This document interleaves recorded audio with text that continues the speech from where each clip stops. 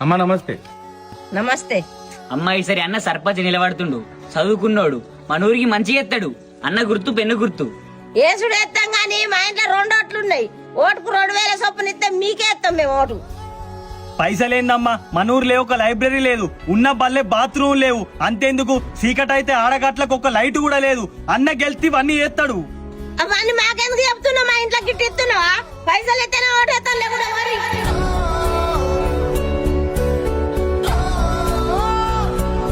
ఈ ఇళ్ళల్లో అడుగుతూ ఓళ్ళు కూడా ఓటయ్యారన్నా. ఇయ్యాల రేపు సంఘం కాడ చెప్పినట్టే ఇంటురు. ఆడికే పోయి అడుగుదాంపా.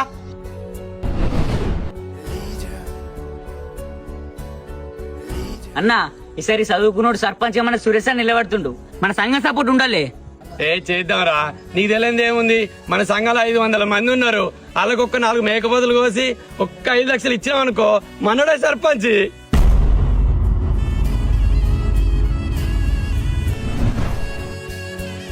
తమ్ముళ్ళు, ఊళ్ళో ఓళ్ళ నోటు అడిగినా గానీ పైసలు అడుగుతారు. మీరు చదువుకున్న యువత, మీరన్నా నన్ను అర్థం చేసుకుంటారని మీ దగ్గరికి వచ్చిన.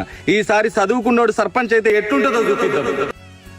అన్న మాకు పైసలు వద్దేమద్దే, మేము నీకే సపోర్ట్ చేద్దాం. మేము పొద్దు దాకా నీతోనే తిరుగుతామే, కానీ రాత్రి అయితే మంది కలుసుకోవాలి. దిగ్గదేసి అడుగు ఈ సిగ్గులేని జనాన్ని, అగ్గితోటి కడుగు ఈ సమాజ.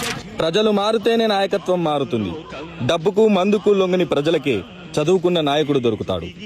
ఓటు హక్కు అమ్మకానికి కాదు, అభివృద్ధికి. మారదు లోకం, మారదు కాలం.